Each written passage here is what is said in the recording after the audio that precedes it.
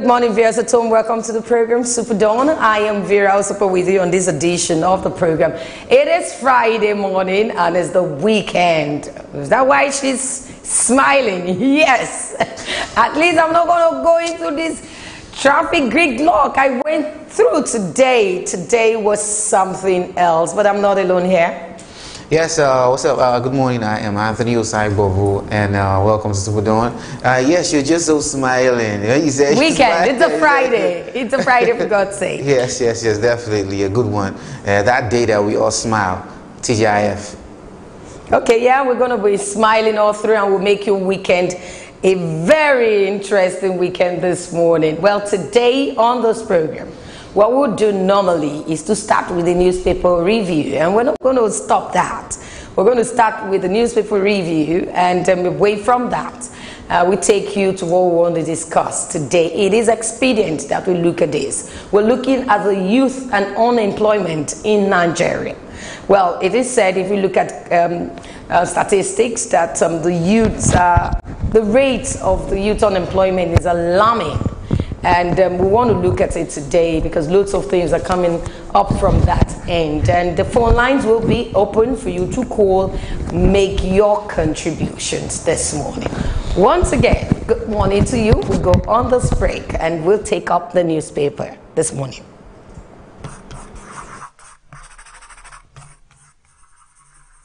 SuperDawn, your daily live current affairs program, where topical issues that border on politics, economy, sport, and sizzling national issues are analyzed, now holds every Monday to Friday, 8 a.m. to 10 a.m. on Superscreen Television.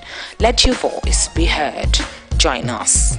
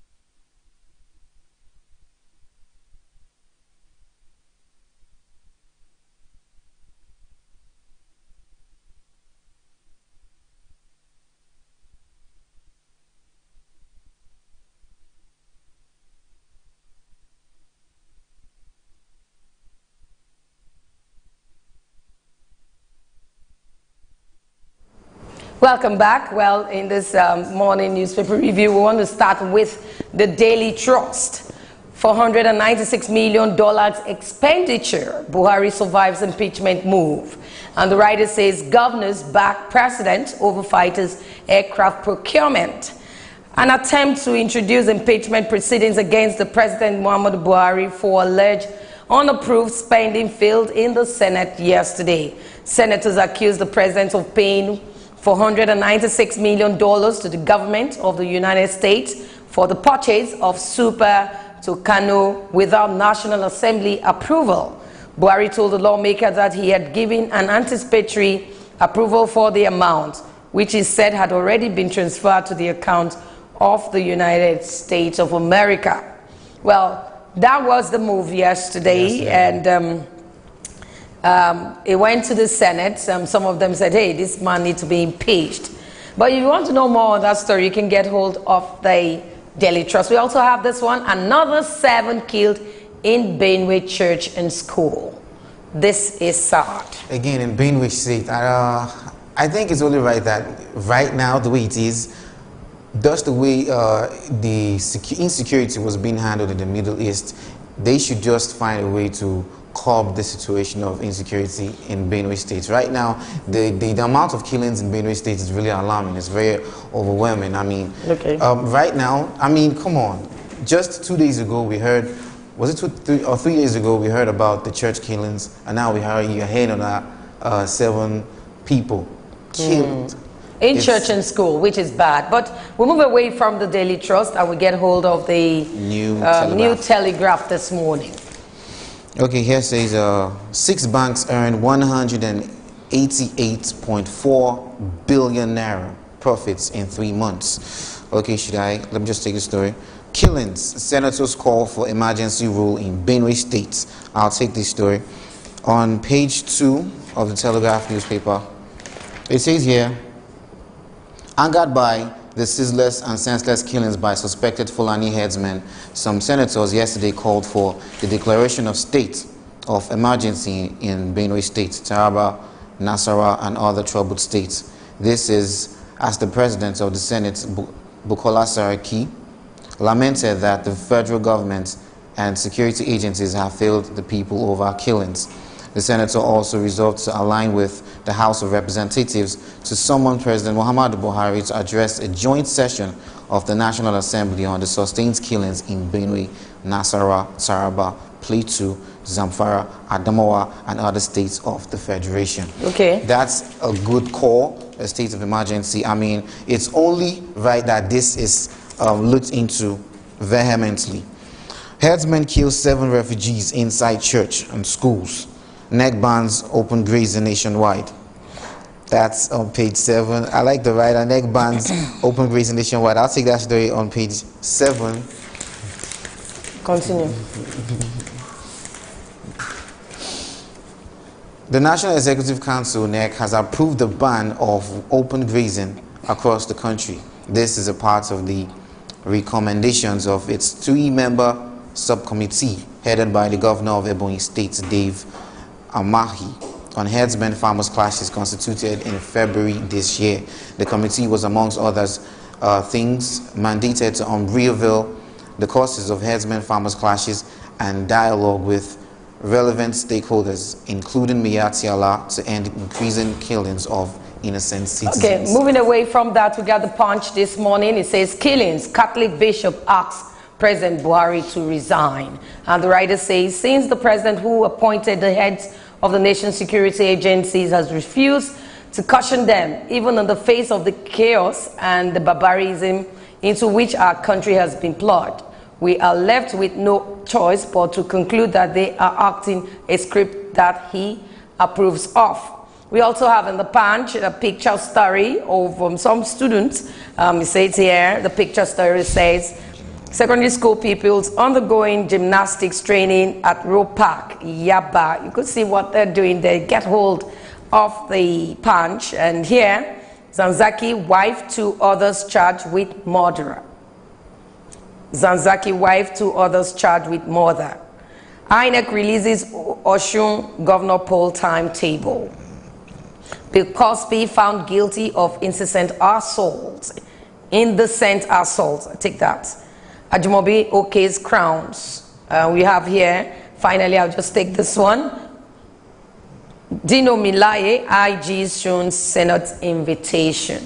That's that's all we can take from the Punch, yes. Okay, from the Vanguards, FG redesigns second Niger bridge from 2 kilometers to 7.9 kilometers in Gige.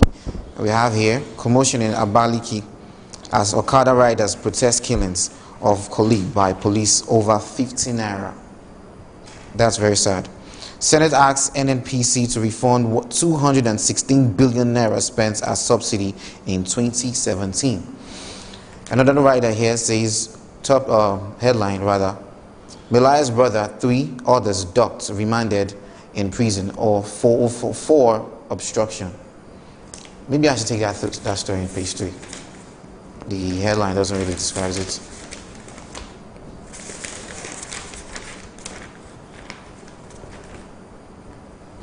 Okay, this one says, meanwhile, an Abuja Chief Magistrate Court sitting at Mpape has ordered that a brother to the embattled senator representing Kogi West, Dr. Mr. Dino Milaya Samuel, and 3 others be remanded in Jenu prison.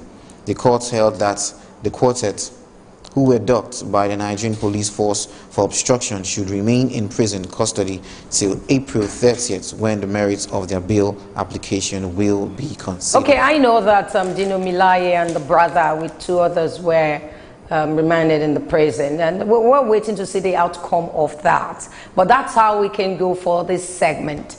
We'll go on this break, and when we come back, we want to look at the youth and unemployment in Nigeria. We'll be right back.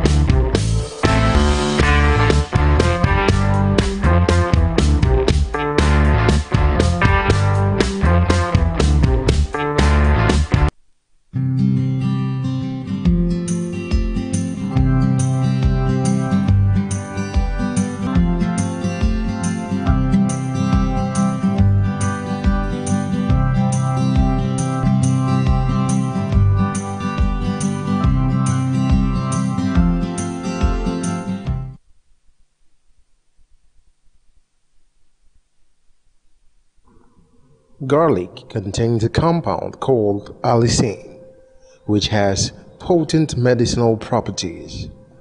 Garlic is a plant in the allium onion family. It is closely related to onions, shallots, and leeks. It grows in many parts of the world and is a popular ingredient in cooking due to its strong smell and delicious taste. This compound is known as allicin and is also responsible for the distinct garlic smell. Allicin enters the body from the digestive tract and travels all over the body where it exerts its potent biological effect. Garlic is a plant in the onion family, grown for its cooking properties and health effect. Garlic supplementation is known to boost the function of the immune system. Studies show that a daily garlic supplement reduced the number of colds by 63% compared with placebo. Cardiovascular diseases like heart attacks and strokes are the world's biggest killers.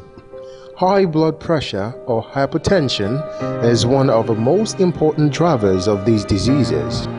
Human studies have found garlic supplementations to have a significant impact on reducing blood pressure in people with high blood pressure. Effects on longevity are basically impossible to prove in humans, but given the beneficial effect on important risk factors like blood pressures, it makes sense that garlic could help you live longer. The fact that it can fight infectious disease is also an important factor because these are common causes of death, especially in elderly people with dysfunctional immune systems.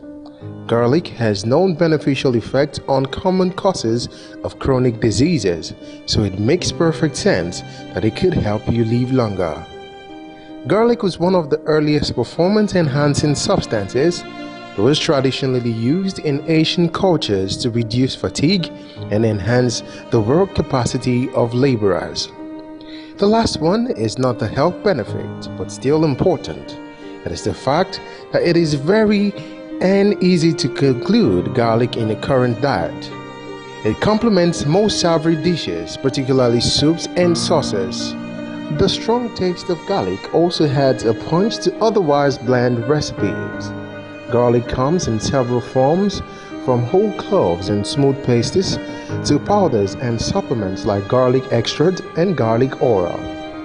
The minimum effective dose for therapeutic effect is 1 clove eaten with meals, 2 or 3 times a day. However, keep in mind that there are some downsides to garlic, such as bad breath. The active compound allicin only forms when garlic is crushed or cleaved when it is raw. If you cook it before crushing it, then it won't have the same health effects. The best way to consume garlic is raw, or to crush it and cut it and leave it out for a while before you add it to your recipes. Garlic is going to provide you relief from that stubborn cold and flu. Yes, they absolutely love you and never want to leave. Taking 2 to 3 cloves of raw or cooked garlic a day, or sipping some garlic tea with a touch of honey or ginger to lift up the taste, is not only going to relieve a stuffed nose and cure the cold, but also build your immunity against these frequent visitors over the time. Garlic is one of the best kept medicinal treasures of the past era. It has been used as an antibiotic to treat bacterial, fungal and parasitic infections for the last 7,000 years. Studies suggest diluted garlic extract help children with tapeworm infections. A garlic-based mouthwash may not sound like fresh, minty bread, but a very small quantity of its extract is sufficient to ward off cavity-causing bacteria. The invigorating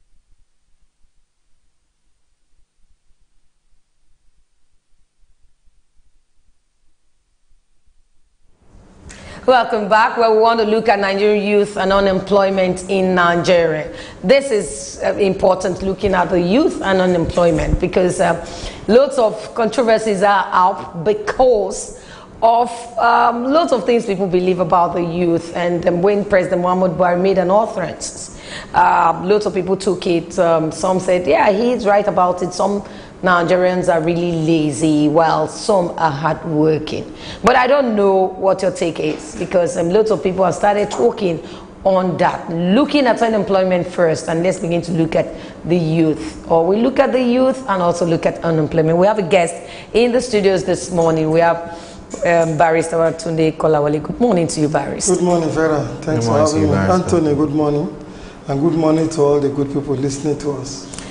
Considering the fact that the current population rate is put at 2.8, it should be more than that per annum in Nigeria. And looking at the youth, do you think Nigerian youth with unemployment, do you think that it's okay the way it is? No, definitely it's not okay. If I take it from my own personal experience, when I was growing up, I remember when we were in primary school, when we were in secondary school, the kind of training we had was such that we were always busy all the time. I give you an example. Even in secondary school, all of us had portions of land that were given to us, in which you can either plant tomato, okra, vegetables, and all sorts of things that we'll harvest and then we'll sell. And we give part of the proceeds to the primary school that we attended. And also in secondary school, we had also civil arrangement. In fact, when I was in secondary school, each time there were these long vacations that spans about 3 months, we will go to the Ministry of Labor in the respective states, especially in our 2 respective states and all that, and then we'll put down our names, and then when we put down our names, they will assign us to the different ministries as clerical staff, and then we work for the 3 months, and then they will pay us. Part of that we used to supplement whatever our parents were going to give us. So, and then also too, I paid very little or nothing when I was in primary and when I was in secondary school. Even when I was in university, not too long ago, I was rifling through my files, and I noticed that the biggest money I ever paid when I was in University of Ibadan was 4 naira. At that period in time, we had it about 25 kobo. Later, it was increased to 50 kobo. But the normal, the hostel accommodation, all sorts of things are not that. There wasn't any of that was more than 4 naira at that period in time. So, given this background and given the kind of orientation that I would want to say that we had, I would say our own generations, we were brought up to be very, very busy. But the environment today is totally different. Why do I say so? Hardly do you go to any primary school or secondary school in Nigeria today that they will have lands that they can actually even give to those students who are doing agricultural science to be able to practice whatever they are learning in the theory. The schools are so choked up now, there are no more spaces, no land in most of these places and all that. Those practical things that we were used to in those days are no more there. Furthermore, have you ever seen any ministry or any government asking university graduate, undergraduate, asking secondary school undergraduate, asking primary school graduates to come and enroll for any long vacation jobs? No. And also in those days, every state or every big city in Nigeria at that period in time had what you call the labor office. When you left secondary school and you had not secured admission to the university or to the polytechnic or to the college of education, all you require to do is to go to the nearest labor office in there, put down your name, let them have your CV and your certificates and all that, and then respective employers who wanted labor, who wanted people in the different factories and all that, we also go to those different ministry of labors and all that, and look through all people who are put down their name on their CV and then their certificates and all that, and then from there, they will recruit people and then they will go and work in some of those places. How many state capitals, how many times can you go to in Nigeria today that you have any functional labor office?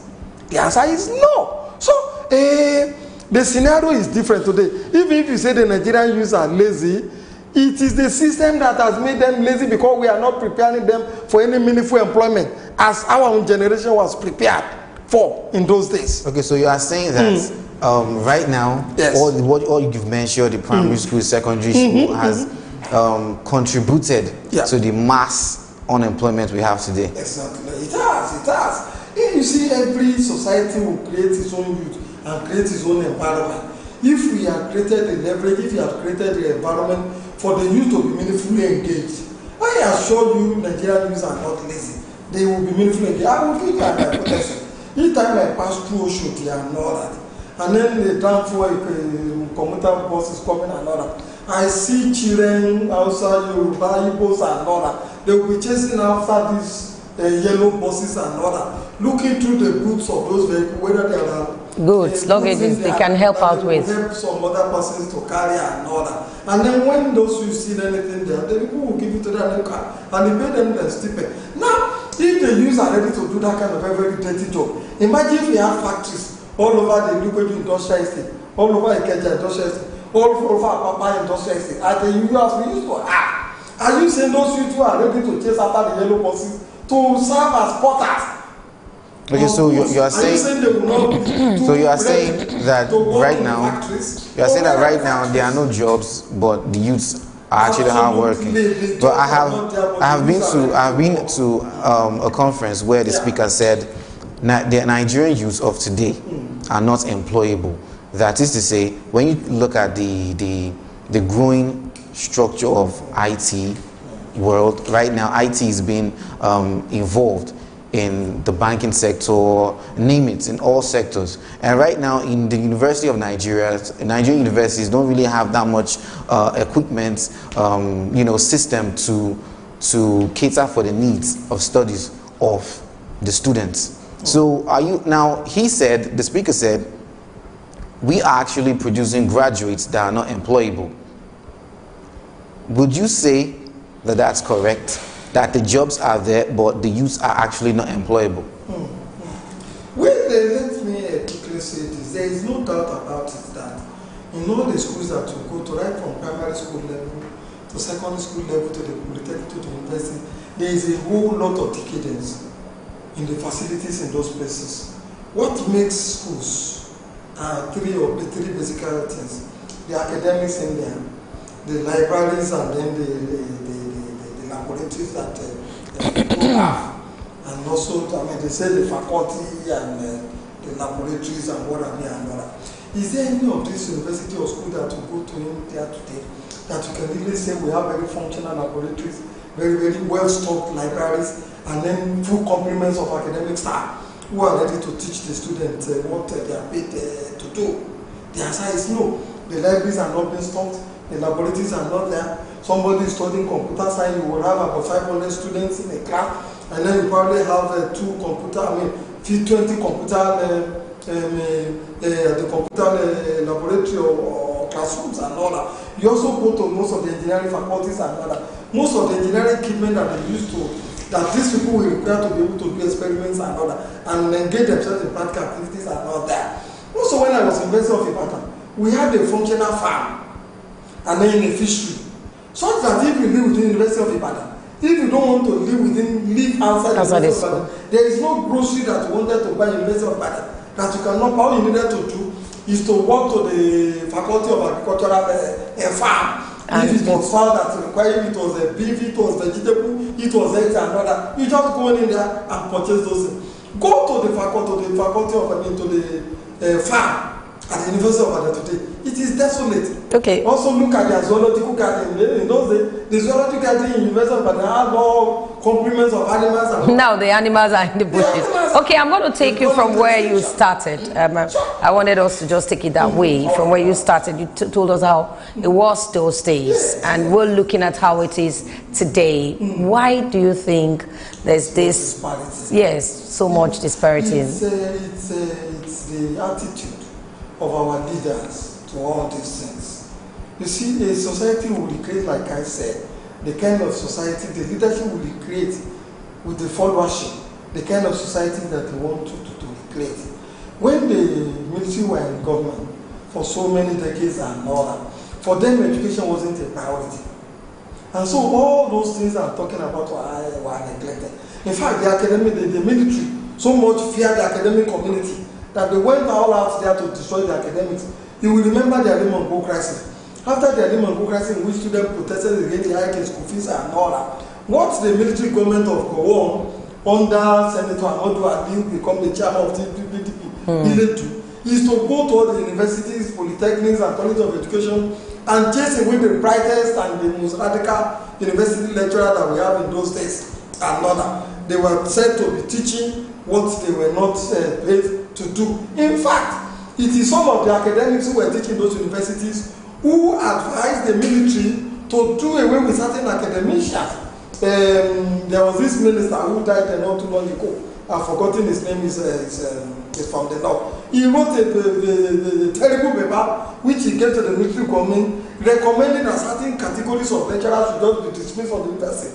That was then Bade Numade, Komedola Omi, Edumadunagu, and all the rest of the radical lecturers were chased away from those places. And ever since that thing happened, the university system has not been itself again. The vacuum that those people were teaching the students skills, ideology, good education, and morality immediately were sent away. The courts took over the schools and all that, and then the schools were never the same. So that was when we began to have all of these disparities. So the public funds that should usually be used to develop the educational sector and provide the equipment that we use to train these people were just merely being embezzled by the leadership of the country. And so if you don't equip the university and the polytechnic and the college of education and all that, so as to be able to give our children the requisite training in theory and practical, how would you expect them to be pliable, to be employable, to cultivate the necessary skills to be employable in the society? Okay, if you give them all of these skills, do we have jobs for them?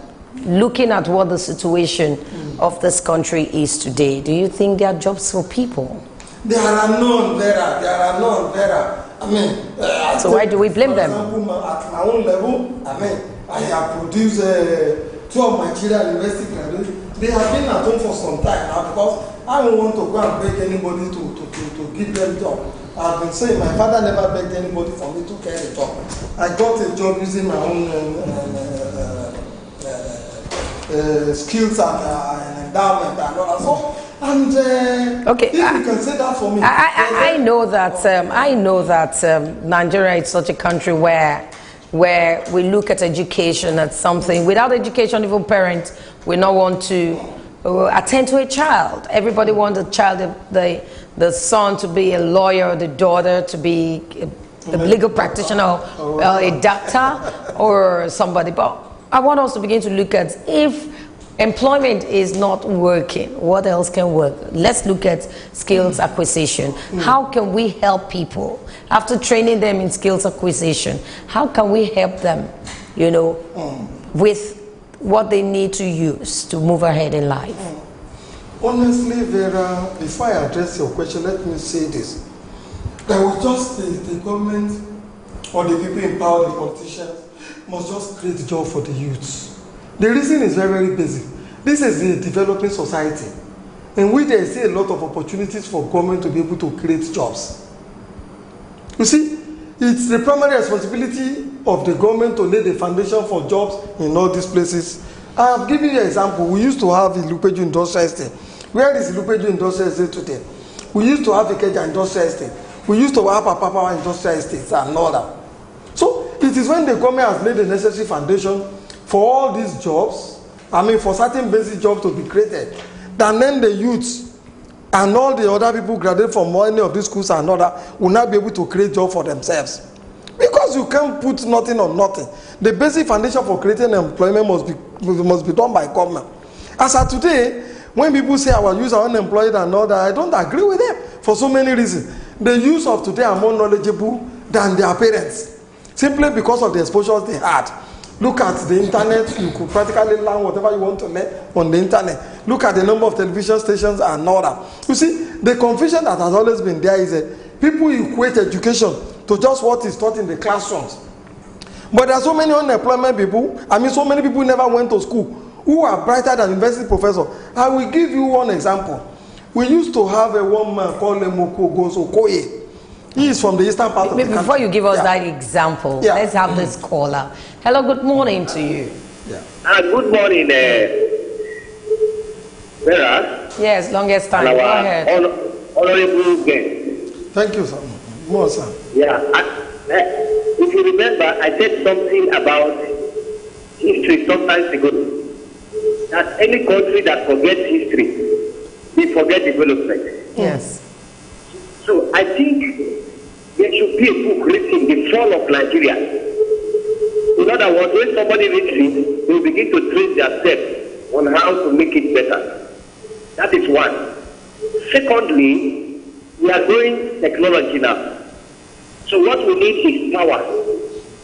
Once there's good power supply, forget job will be plenty. Because that is the main thing for every nation. Power supply, constant power supply. Thank you very much. Thank you so much for calling in. Yes, you had what he said. So I was giving an example of Mokugo Okoye. Here is a man who never went to any school at all. He taught himself at home. But some of the brightest schools that could ever, some of the brightest books that could ever read regarding the history of Nigeria were written by Mokugo Okoye. And he lectured in some of the American universities based on the quality of the books that he wrote. So the problem we have had in this country is that people always equate education or knowledge or skills to what is basically taught in the classroom. The classroom gives you only the basic foundation, just the theory. The practical thing is done outside in there. Let me also use, with all sense of modesty, my own personal example. When I left university and then I started to practice journalism, if you see the first copies of stories I wrote, you will marvel how terrible those stories were. You know, I couldn't string the sentences together despite the fact I read the arts and all that. But you see, I had editors and reporters who were patient with me and who, after my university education, put me through the rudiments of writing. And they will give me books. They will correct my English. They will restructure my writing. By the time I finished my NYSC with the Nigerian Tribune, I started writing one of the most masterpieces. Such that the Tribune newspaper said, look, you can't go after your NYSC. They employed me directly. So, but how many of you have the kind of opportunity that we don't have? Even when there are people who are ready to mentor you, the crowd is so much in all these environments that there is no room to really mentor and teach these young people how to acquire the necessary skills. When students graduate and they apply for a job, you have a large amount of people applying for one position. During the selection, there are situations where some schools, students from other from some schools are actually given some preferences while others are just, thrown away. Would you say that this is advisable? Because definitely this actually attributes to a large amount of students or graduates not having to get a job. Now, would you advise this, that students from some set of schools are given preferential treatments during job application? It is not the best, and it is again the spirit of the Constitution. The Nigerian Constitution, under the fundamental rights, simply states that nobody shall be discriminated against on the basis of culture, race, all that, physical disabilities, and what have you. So, if there are a number of people who really apply for jobs and all that, the first thing to do is for us to expose them or give all of them a level playing ground.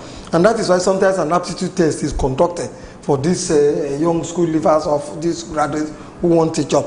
Whoever passed the aptitude test, which is the first the first step towards getting an employment, will be further screens and then employment will be given to. So it is wrong for an employer to be able to do that. But let us caution ourselves about the practical reality of life.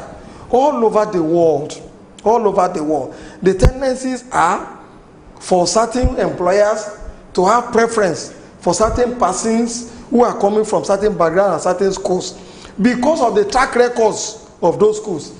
If you went to Cambridge, if you went to Harvard, if you went to Massachusetts Institute of Technology, and other, if you went to New Delhi University and other, the belief is that because of the faculties in those places, the lecturers, the libraries, and what have you, the possibility that would have been well seasoned, would have been well trained, and the employer will have little or not much further training to give to you before you are able to apply yourself to the job.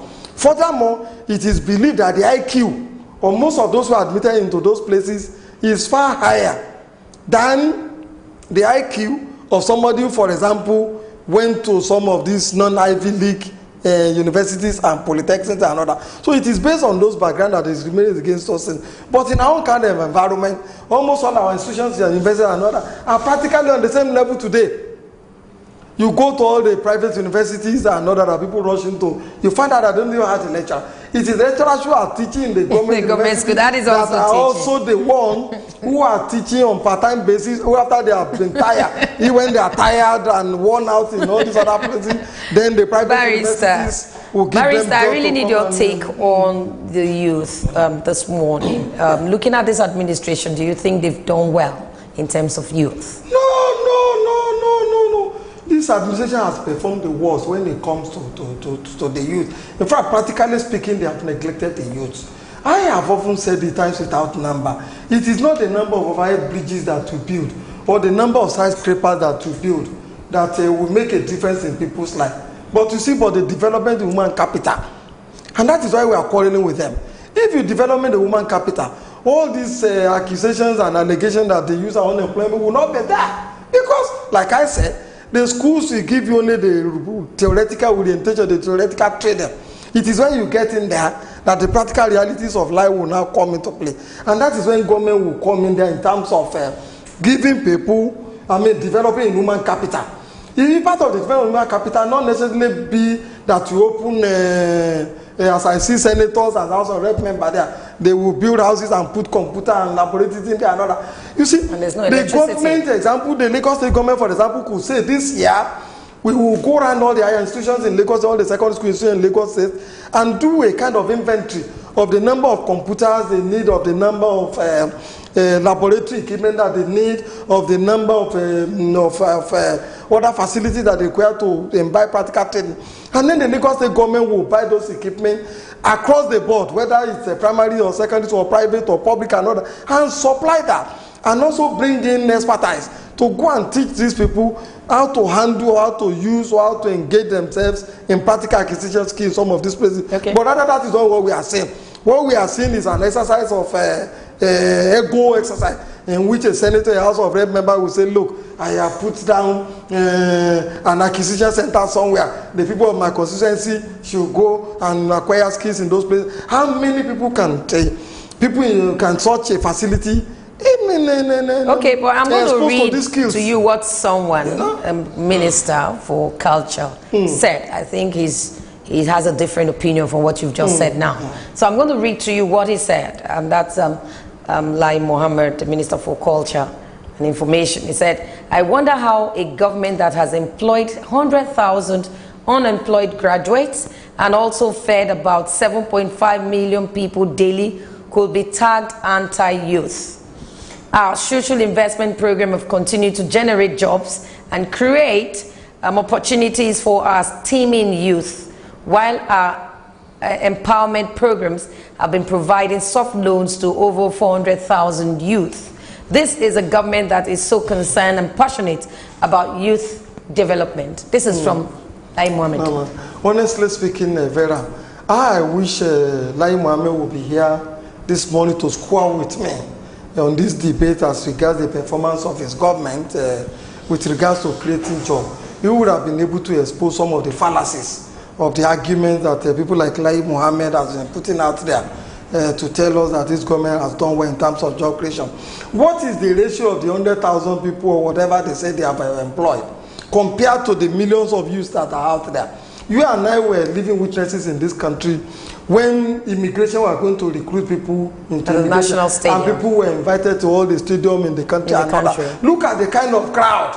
In Lagos alone, the people who are assembled at the national stadium, were they not more than 100,000? That Lai Mohammed is saying that they have employed? Now, in Nigeria today, we have nothing less than 150 universities. The polytechnics are even more than that. Ditto for the colleges of education. If we say that all these universities, polytechnics, and all that are turning out about 5,000 youths on a daily basis, that is to say, on a yearly basis, that is to say we are not producing anything less than about 1.6 million youths on a yearly basis who require to be employed. So what's about 1.6 million youths on a yearly basis compared to the employment of 100,000 people? Are you saying he's lying? Are you saying he's not saying the truth? At all, he's not saying the truth. 100,000 in 3 years compared to about 1.6 million university graduate and polytechnic graduate that were produced on a yearly basis. Does it make sense? They have done practically nothing. That is less than point you mathematicians. What is the percentage of that to the number of people who really require employment? Okay, he also said here they fed about 7.5 million daily. He said they fed, they feed about 7.5 million people daily. Vera, have they not tried? Absolutely rubbish. Rubbish. Why do I say this? When they said they have started their own this school feeding programs and all that, I took my time to visit some of the schools where the children are being fed. And what did you see in there? They will put one egg. An egg is about 50 naira, and then some watery rice and some other things that you and I will not pray to give to our children at home. Invariably, what I have seen is that they are just merely enriching certain contractors. Some of their party men who are contractors, they are merely enriching them. The children are not benefiting, they are benefiting little or nothing from some of these foods. And by the time the children are being served all these foods and all that, the food has become so cold and so unpalatable that, like I said, I will not want to give such food to my children. And then let's go to reality. Lai Mohammed and I attended the same secondary. He was far my senior. I will give you our serious. When we were in secondary school, we were paying little or nothing as school fees. We had 3 square meals on a daily basis. For free? For free. Every weekend we'll be giving Omo, we'll be giving Bonvita, we'll be giving sugar, we'll be giving milk and all that. And then they will also give us kits, playing kits, short knicker, t-shirts and all that. If you wanted to play lawn tennis, you will apply, they will give you a lawn tennis racket. If you wanted to play football, you will go to the football field. If you wanted to play table tennis, you also apply, and then they will supply you training kits for some of this. There were some of my classmates who, because of this exposure, got scholarship to go and study in the US because they were good in lawn tennis. The American university recruited them right here from Nigeria. And then they were admitted to the university, and then they were playing. I'm going to come back to that, but there's a caller here. Hello, good morning to you. Good morning, my sister. Good morning. Yes. God bless you. Bless you too. I just want my brother to know something. All the whole nation. Why are we putting blame on government every day? Tell your children to go and learn work. Why are you waiting for government to do it every day? To go and do everything for you. Go government come and put food for my mouth. Why? If your children become a guest, if this was not blame government. They said that they are feeding 100 people. Oh no, yes. 100 graduates, they keep them work. What do you want them to do? If they employ them now, they don't have money to pay them. You people that will be shouting.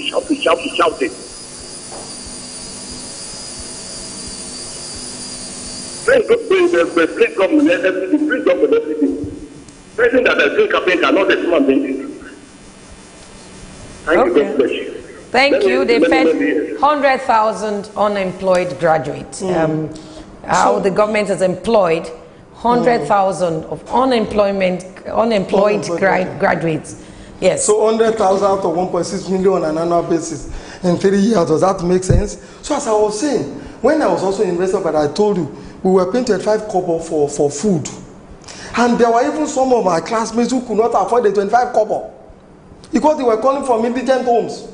But you see, the system also has a way of catering for these people. There was tea, there was coffee, and there was snacks by the sideline that you don't pay for. You can just walk to the cafeteria and take some snack like biscuits and all that, and some cup of tea and what have you. And then you go to your classroom because you could not afford the 25 kobo. There are also some other things. Students who are humble enough will go to the kitchen, the people who are running the kitchen, and say, look, I don't have money to be buying, to pay 25 kobo to pay for my food and all that. I want to be working in the kitchen with 2 people. When I work, you'll be giving me food free. And all that. So those children or those students will wash dishes, they will cook with the cook and all that, and do the cleaning of the cafeteria. And based on that, they be giving you. There is a friend of mine who became an MD of a newspaper. That was what he did. Twice his university. The barrister, coming to the scholarship, yes, we understand that people, students that have been given scholarship abroad, yes, they turn out to be good geniuses. As a matter of fact, I've heard there are reports of where... Okay, I will allow you to talk. Let's get this call. Hello, good morning to you. Good morning to you. Good morning. Yes, go ahead. Okay, pertaining to the program going on, really I'm in the market and I'm hearing what is going on. Naim Mohammed is just saying what they are not doing. Come outside or you come to Oshodi, because I have somebody mentioning about Oshodi. Go to the market and see those brandy pepe and the crayfish. Most of them are graduates. Like myself speaking, I have 5 graduates. None of them is working. And they say that they are employing people. Last time they made an announcement that there is deployment going on the one of the parastatals. You know how many people that died at the stadium? And my children went. With all, none of them was employed. Then what shall we say? And they are blaming the youth. Look at all the whole industries in Nigeria. They all closed down. We only now depend on made in China, and we forget our own industry. And it's from those industries that our children can employ. That's when the industries are closed down, with children get employment.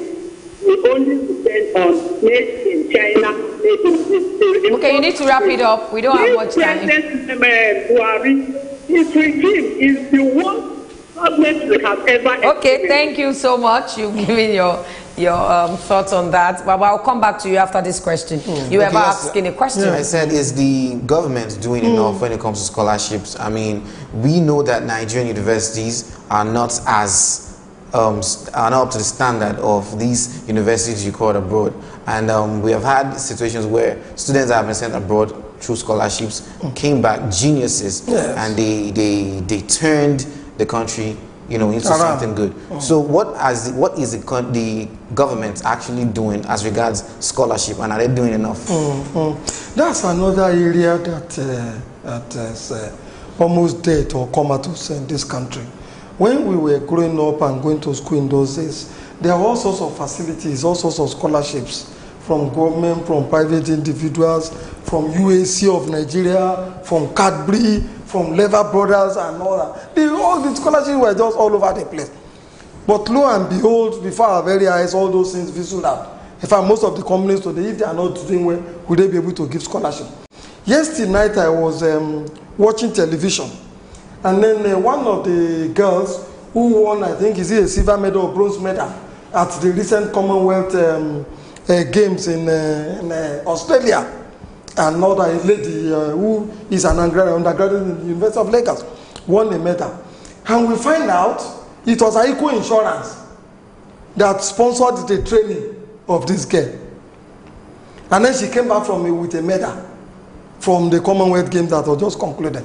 And Aiko has promised again that they will give the girl, they will extend the training facility, sponsorship of the training for another 3 years and all that. So imagine if those facilities were there, not just for academics alone, but also for sports.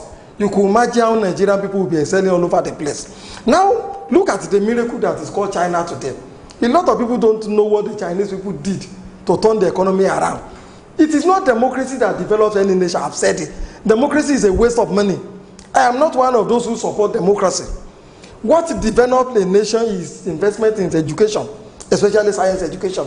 And then leadership that has vision. Leaders must have vision as regards the direction in which they want to take their country to. And then, of course, vigilant followers. A vigilant population that will always keep the leadership on their toes when they want to misbehave. Those are the things that are missing in this country why we are not getting it right. So, what the Chinese people did, they picked the brightest students right from primary school, secondary school, even some in the polytechnic and other. And then they look at all the best universities and polytechnics around the world and sent all these children to those schools with the proviso that when they finish from those schools and other, they will come back to China and come and then immediately they came back, they threw them into the economy, and over a period of some 30 years now, look at the spectacular result that we are getting. China has developed the fastest train in the world today. China has started producing its own aircraft. China has the most deadly atomic bomb that you can ever think about today. China recently built a road under the ocean in which vehicles would travel under the ocean and go and emerge to another on the surface of another island and all that. So there is practically, and recently too, they are taking over the space.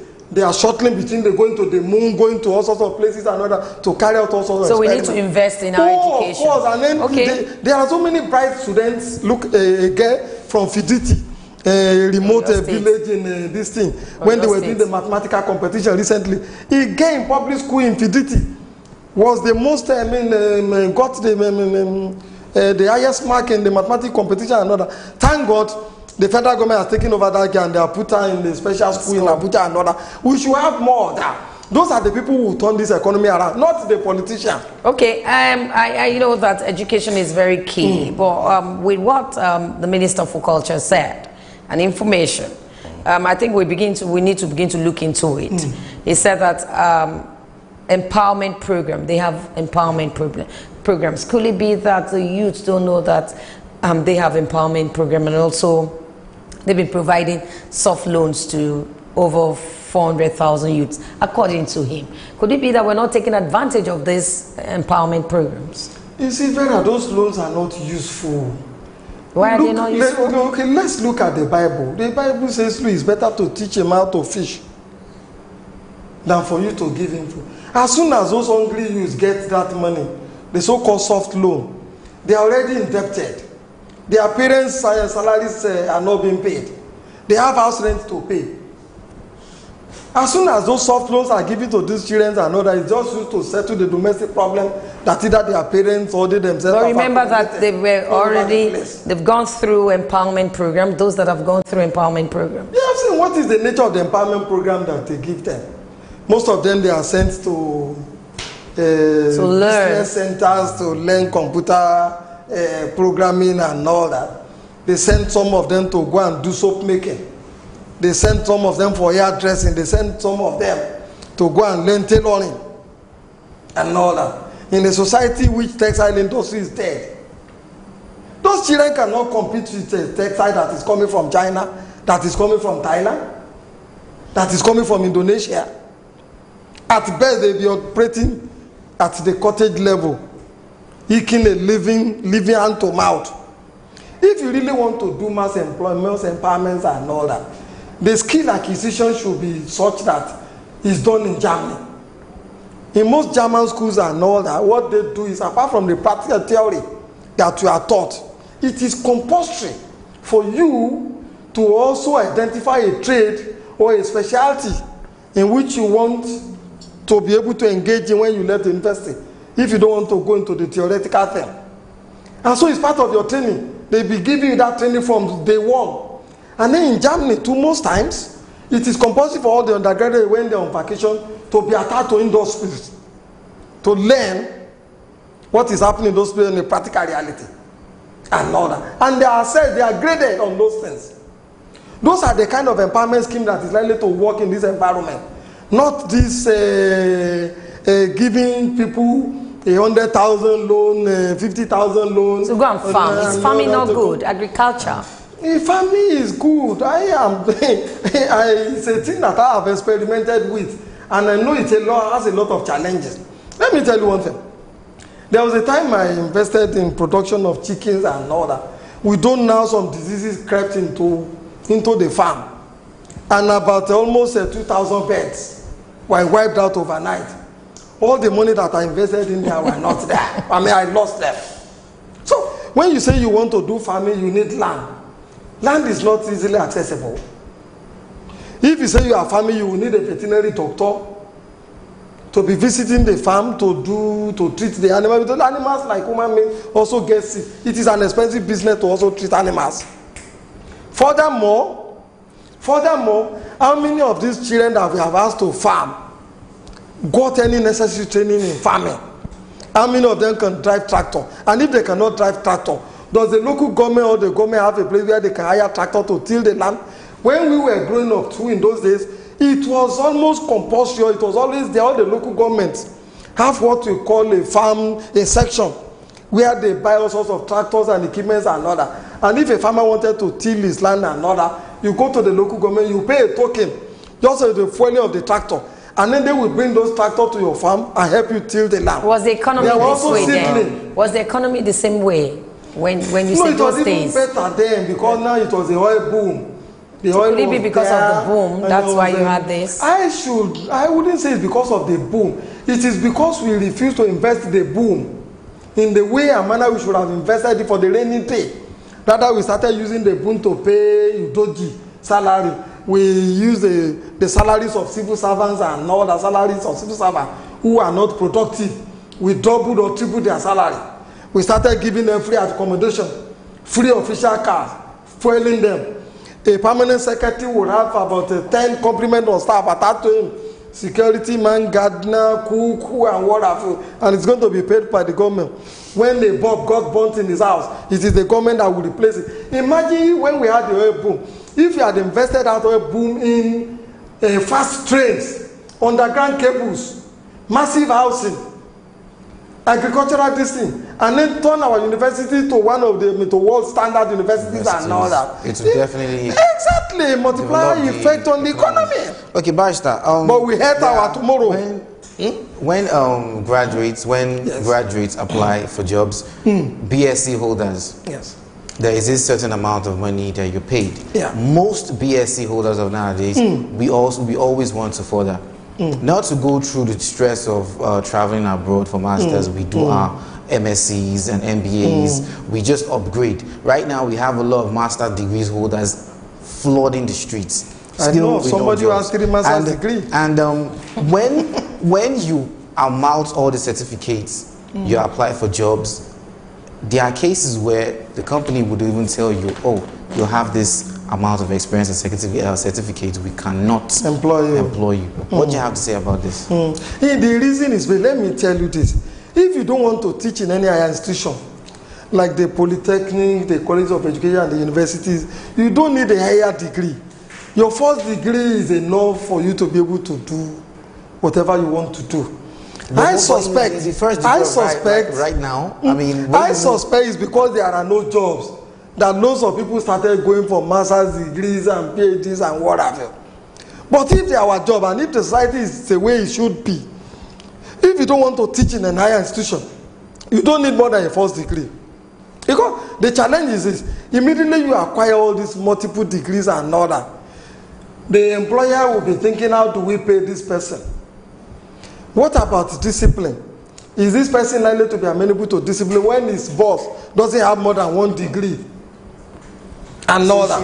Is he likely to stay very long with us? No employer wants to train somebody, and after training you move to the next level. But we don't have time on our side, Barrister. So way forward. Let's look at way forward. What advice do you have for the youth? What advice do you have for the government as this right now? The first thing I want for the government is to focus more on human capital development.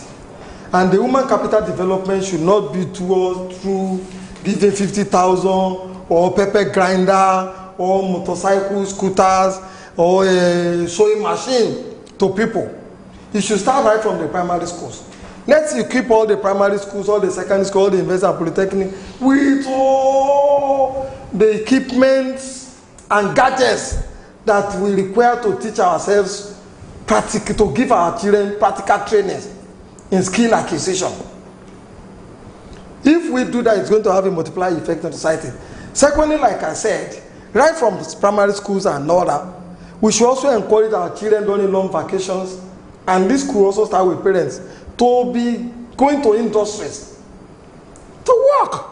There's nothing stopping you taking your child if there's opportunity to go to a farm and be helping them to pick eggs, take cranes of eggs and arrange and stock something and all that. There is nothing going to conventionaries like those who produce cornflakes, biscuits and all that.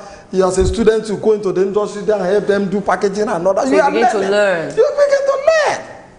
So if you engage in this, and then the parents too should know that it's an irony that it's here in Nigeria that civil servants are rich.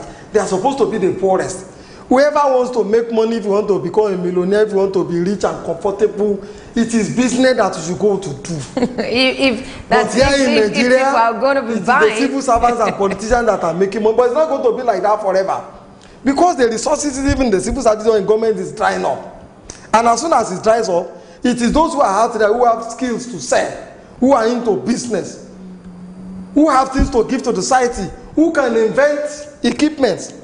Look at the ordinary thing that used to open Coca-Cola or bottles and other. If you invented something to open drinks and all that, and you patent it, it's a thing you can market all over the. Look at Bill Gates.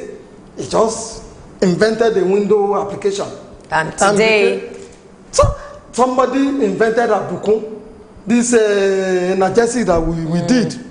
He studied pharmacy somewhere, came back to Nigeria and all that. And he developed a book which is a very potent pharmaceutical drug. Nigerian youth should begin to live in that direction if you want to live a comfortable life. Invention should be key. Well, business. Barrister, we must wrap up the program right now. I want to say thank you for coming and for talking on this topic this morning. I want to wish you a wonderful weekend. Thank you. It's a weekend already. Yes, it is. So I want to wish you the best. I always look forward to it. Well, viewers at home, this is where we come to an end of the segment. Up next, it's SuperDawn Sports. Prince will be here. Let's go on a break.